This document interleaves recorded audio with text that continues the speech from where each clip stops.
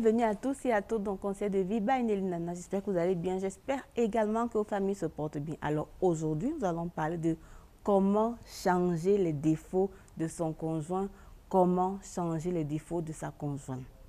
Alors dans le cadre du travail que je fais, quand j'écoute les hommes qui ont des problèmes avec leurs femmes, ils vont toujours vous dire, madame, elle est comme ça, elle ne fait pas ci, elle ne fait pas ça, ça m'énerve. De l'autre côté, quand j'écoute également les femmes, elles vont vous dire, madame, il est comme ça, il est comme ci, il ne fait pas ça, il ne fait pas ci. Comme pour vous dire que chaque mari est prêt à vous faire une liste même de 50 défauts de son épouse et chaque femme peut même vous faire une liste de 100 défauts de son mari. Ça se comprend pourquoi? Parce que le défaut, c'est le côté obscur d'une personne. Chaque personne, chaque conjoint a des défauts. Et donc, le défaut, c'est le côté obscur qui empêche l'autre de s'épanouir. Et donc, chaque fois que le défaut d'un mari se manifeste, la femme se sent mal. Et chaque fois que le défaut d'une épouse se manifeste, le mari se sent mal. Et donc, chacun entre dans un travail de vouloir changer le défaut de sa femme, de changer le défaut de son mari. Et souvent, c'est très compliqué, ça fait mal parce que malgré tous les efforts, on ne voit pas comment la personne change. Ce qu'il faut dire et ce qu'il faut vraiment comprendre, c'est que le défaut d'un conjoint peut prendre sa source même dans son éducation. C'est-à-dire qu'un mari peut manifester un caractère qui vient de l'éducation qu'il a reçue dans sa famille.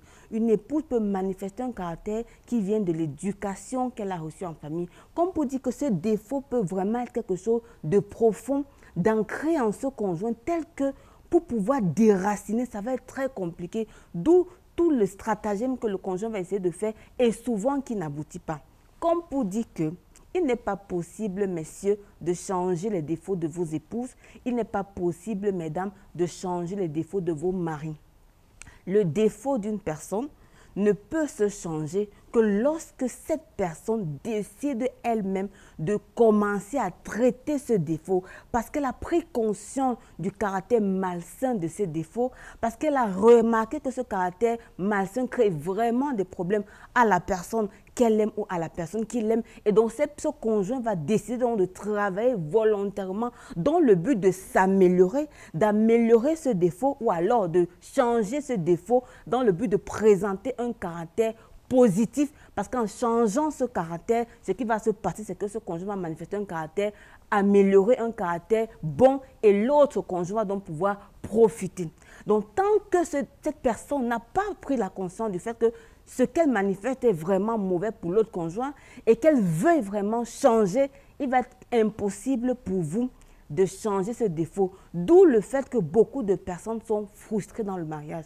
Beaucoup de personnes sont amères parce que les armes qu'elles utilisent pour vouloir changer le mari ou changer la femme ne donnent pas. Ils sont désespérés et ce sont les conflits, les tensions, les divisions, l'éloignement parce qu'effectivement, ce côté obscur empêche l'épanouissement, empêche le rayonnement de ce conjoint.